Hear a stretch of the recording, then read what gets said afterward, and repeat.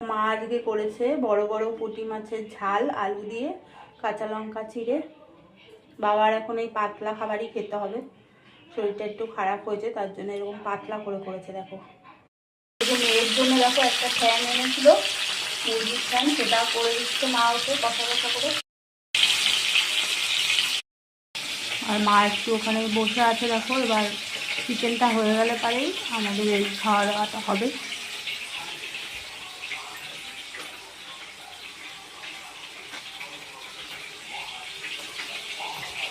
আমি এখানে রয়েছি রান্নাঘরে, এখানে মেয়ে ওখানে ঘরে শুয়ে আছে। এটা হয়ে গেলেই হয়ে যায়।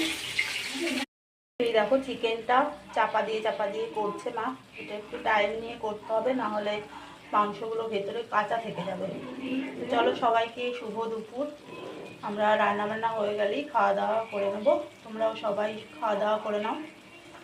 আজকে করেছে যে এঁচোড় দিয়ে ডাল, কালকে করেছিল এঁচোড় চিংড়ি, এই যে রয়েছে। আর এই যে বাবা খাচ্ছে পুঁটি মাছ ভাজা, এই যে পুঁটি মাছ এঁচোড় দিয়ে ডাল। এই যে হাঁড়িতে গরম গরম ভাত,